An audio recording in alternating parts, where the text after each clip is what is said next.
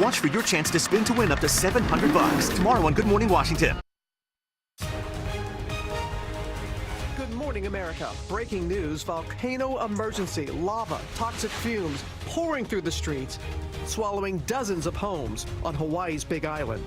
As evacuated families desperately try to return, authorities now warning there's no sign this will slow down. New questions over President Trump's legal strategy in the Russia investigation. Are you confident the president will not take the fifth in this case? Oh, how could I ever be confident of that? The president's top attorney, Rudy Giuliani, backtracks on basic issues over the payout to Stormy Daniels and raises new questions were other women paid hush money. Outrage growing over this moment at a college graduation, students dancing, celebrating on stage when a professor forces them off. People now accusing the school of racism. Cruise ship nightmare. Water spills from the ceiling on the Carnival Dream, flooding the hallway. Terrified passengers compare it to the Titanic. And back from the brink of death, a 13-year-old declared brain dead after a traumatic injury. His parents preparing to pull him off life support, then defying all odds. There's no other explanation but God. What he's saying about his miracle recovery this morning. Live in Times Square, this is GMA with Robin Roberts, George Stephanopoulos, and Michael Strahan. Good morning, America. Boy, talk about stories almost impossible to believe. I know. What such good news. Yeah, that's a great, and also good news about Ginger. Ginger is back. Great to see her back. There she is. So good to be here. A huge smile. We're going to talk to Ginger in just a moment because we have that incredible story unfolding in Hawaii. That massive volcano spewing lava, a potentially dangerous toxic gases hundreds of feet in the air. Some of that lava shooting higher than the tip of the Statue of Liberty's torch. At least 10 vents from the volcano have opened up in the ground.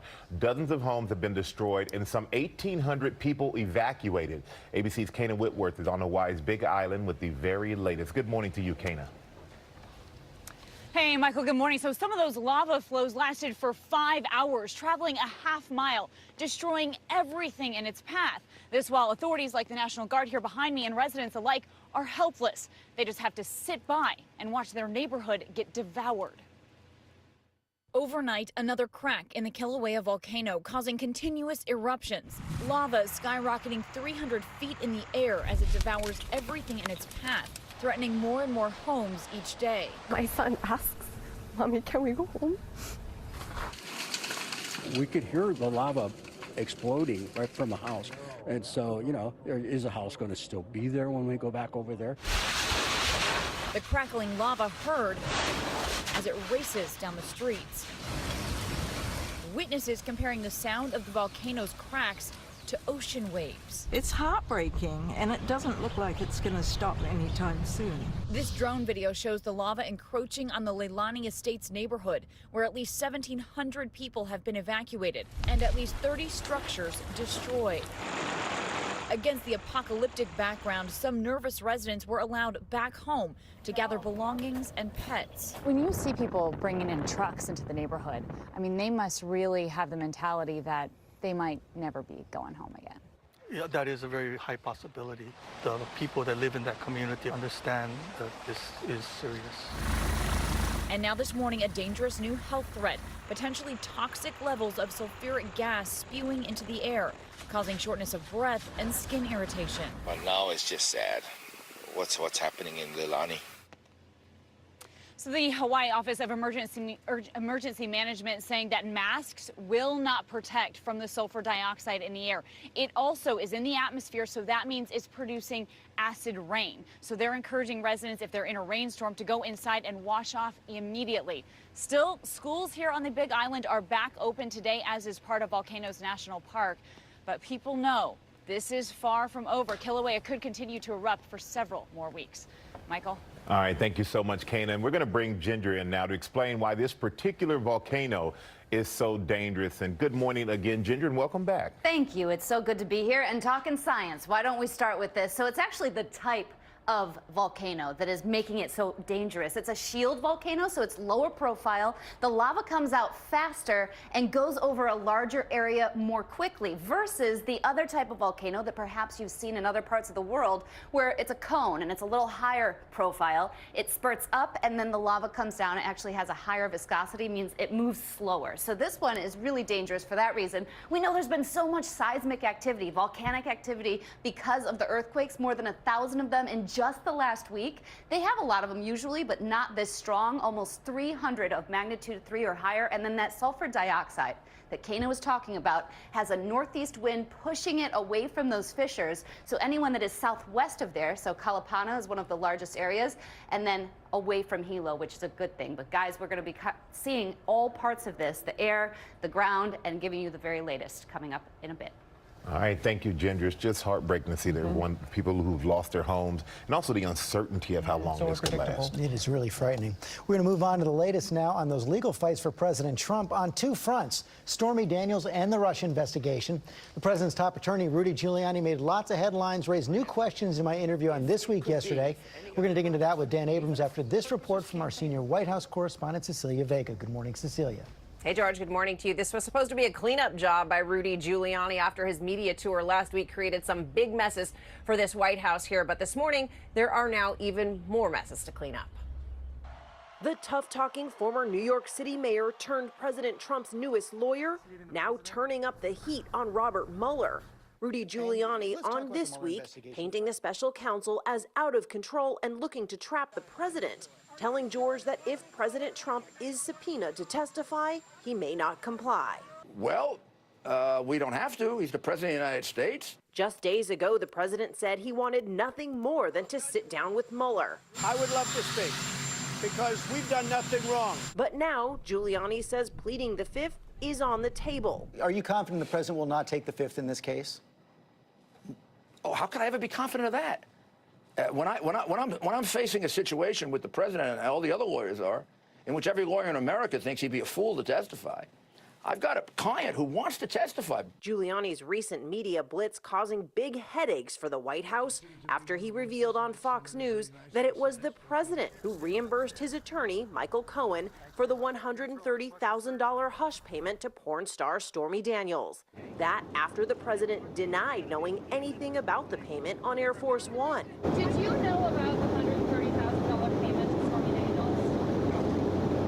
But now Giuliani says he doesn't actually know when the president first learned about the payment to Daniels. I'm at the point where I'm learning, and I can't prove that. Why did the president deny any knowledge of the payments when, in fact, he had made the payments? I don't know when the president learned about it. He also raised new questions about whether payments went to additional women.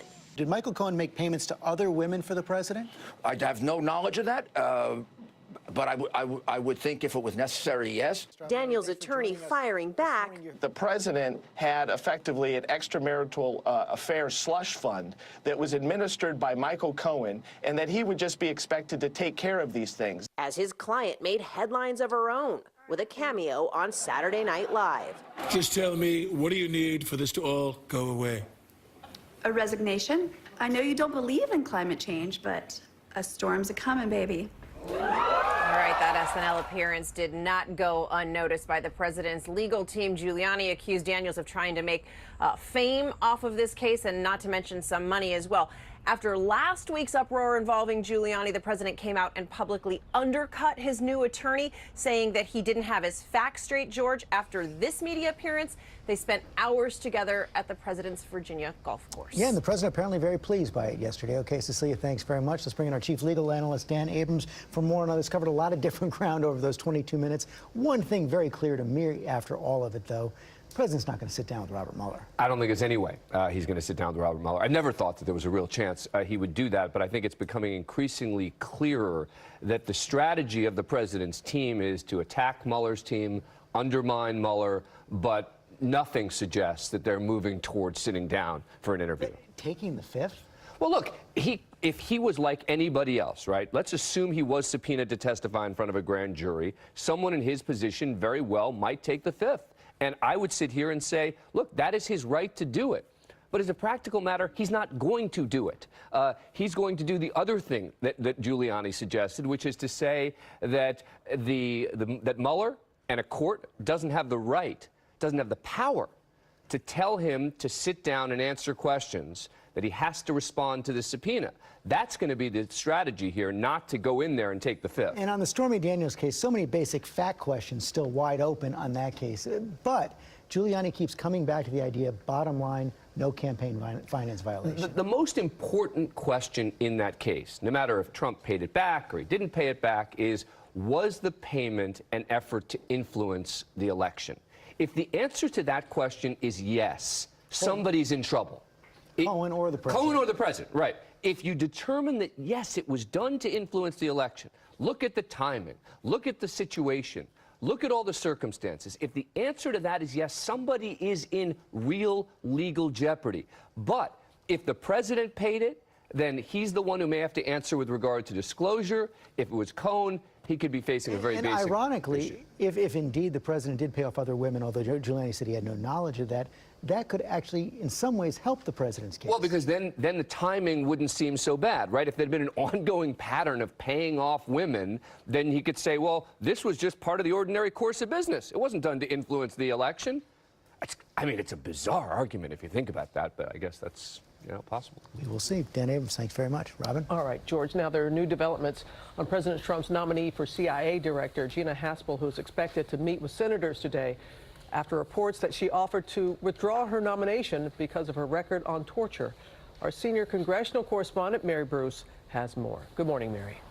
Good morning, Robin. Well, Trump's pick for CIA Director Gina Haspel is facing a potentially brutal confirmation hearing here on the Hill later this week, and now she's reportedly getting cold feet. The Washington Post reports that on Friday she offered to withdraw her nomination, but that White House officials scrambled to convince her not to step aside. Look, she is going to face tough questions about her role in enhanced interrogations. There's no question that her confirmation has become a real referendum on the country's use of torture, but the president himself is coming to her defense just moments ago, tweeting Gina Haspel has come under fire because she was too tough on terrorists. Robin. We'll see what happens later today. And Mary, we also have an update on Arizona Senator John McCain as he battles brain cancer, we know.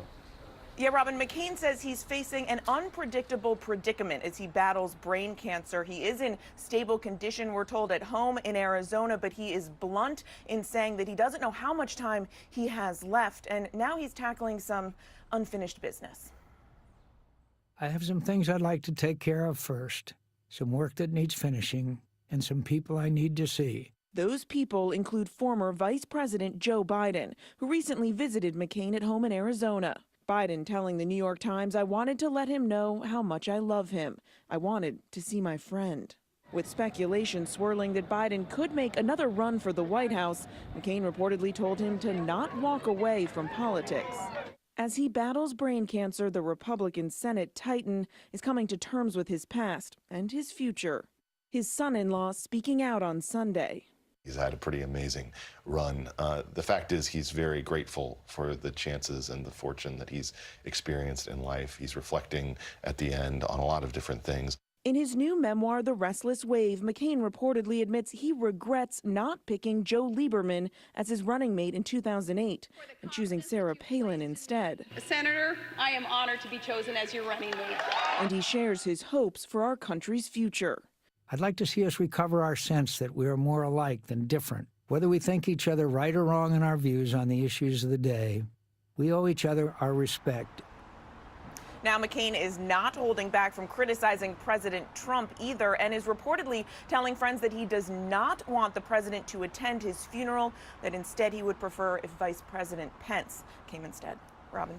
All right. Thank you, Mary. Michael? All right. Thank you, Robin. Now to the University of Florida, responding to charges of racism this morning after a white faculty member grabbed and pushed minority students off stage when they started doing celebratory dances at graduation.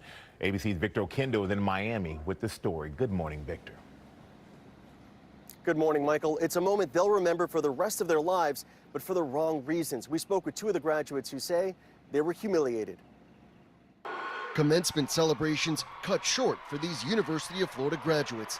This video shows black students enjoying their moment dancing in their caps and gowns until they're forcibly grabbed and shoved off stage. In general, I don't think I've ever been handled in that manner, not even by my parents. It's kind of embarrassing, kind of degrading. The students reportedly being rushed off the stage for taking too long, but the university now facing backlash, accused of targeting only black students at the ceremony. His response was not arbitrary. It was definitely contingent on your race. Other white students who were dancing were not perceived as a threat. The graduates saying they'd planned their celebrations beforehand and that the dances had symbolic meanings in their fraternities and sororities. Kind of planned what I wanted to do on the stage to celebrate my story and all the hard work I've done at the University of Florida, but I was instantly blocked by one of the officials on stage. As the video spread online, the university's president apologizing at another ceremony. That we inappropriately physically rushed a number of students across the stage in one of our commencements. And I want to personally apologize for us doing that on behalf of myself and also the University of Florida. The graduates say the damage has been done. The lasting impression, at least for undergrad, will be them watching their son having his back turned towards the audience and being handled like a savage animal. And the graduates tell us that the apology is not enough, that the president was on stage with them the entire time and did nothing to stop them from getting yanked off stage. They're trying to hold the university accountable here. Michael? All right, thank you so much, Victor. Could have been handled so much better. Yeah. I mean, to be Lots that of other fiscal. ways to handle it. Yeah. Too bad. I want to go back to Ginger now. We got some fire dangers in the plains. Yes, so we've got the combination of hot and dry, and then you get fire. And so that's what's happening in western Oklahoma. You can see this is a fire-nado. We've got Burns Flat, Oklahoma, which is between Elk City and Oklahoma City. And we got that image and thought, wow, that really showcases what's going on there. The wind spins itself up, and actually the heat creates the difference in temperature that make that tornado. There is an excessive heat watch, and areas like Tucson had their first 100-degree temperature. Phoenix had a record high of 106. And that heat is not going anywhere. Check out some of these numbers as we go into the southwest. Palm Springs goes to 108 by Wednesday. Las Vegas could see their first 100 of the season. And Phoenix, you're staying right there above that century mark for quite some time. All right, we've got to get to your local weather in 30 seconds. But first, we go to the Select Cities, sponsored by CarMax. At CarMax, we buy all the cars. All the cars? All the cars. Old cars? Yes. New cars? Oh, yeah. Sports cars? Indeed. A big old boat-like car? Permission to come aboard. What about a car that's all... I don't see why not. What about, let's say, I don't know, a purple van with a painting of a wizard just shooting lightning out of his fingers, riding a unicorn, sneezing rainbows? Definitely. I'm just asking for a friend. Yeah, I figured. Today looking like the coolest day out of the next 5. High temperatures mid-70s, around 80 degrees on Thursday and Friday. Here's how we get there today. 59 out the door. Lunchtime forecast about 70 degrees, and then about 75 for the afternoon and evening. Again, slightly more clouds than sunshine for today. We'll do better for tomorrow, but look at Mother's Day weekend. 85 on Saturday, 90 degrees on Sunday. There could be an isolated shower, and it is looking like it's going to be kind of humid too by the time we get to the latter part of Sunday. I am so grateful to be back, and I'm grateful to Rob for covering, but I got to tell you, he brought nor'easters, a really cool spring. I'm just saying that... We're all just trash talk. I'm just saying, a week ago, Rochester, New York was, had flurries, right. And, today the water's flowing and they're in the 60s. It's a beautiful transition to spring, everybody. Thank you, Rob, for trash talk. I like that, George. Oh, and it's wonderful, and seeing the pictures that you've been posting, your 2 little boys. Little boys, and Miles is now 3 months tomorrow, and he is so big. That's the latest picture of him. Oh, he is big. Yeah. He's huge, and he was born long, but I'm telling you, people think he's 6 months old. I'm like, no, we're not there yet. Although he started to teeth, we got all the fun going. Adrian's doing all right there. Looking like a good big brother. So what was the hardest part of getting up this morning? You know what? It was getting up and leaving, just seeing them in their beds, and you check over them, and you're like, all right, you're gonna be good, right? It's good. I'm happy to be back, and you know what? I get all your smiling faces. That's true. Which makes it just as sweet. Now you don't have to. I'm gonna be Michael.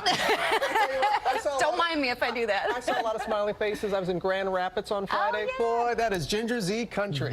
It was wonderful. Thank you. Thank you to my hometown for hosting. Coming up, we have the cruise ship nightmare. Water pouring from the ceiling, flooding hallways, crews racing to clean it up, and passengers comparing it to the Titanic. And that miracle recovery. This 13-year-old boy brain dead for 15 minutes after a traumatic injury. His parents were prepared to say goodbye when all of a sudden he came back to life. We'll give you that incredible story this morning right here on GMA.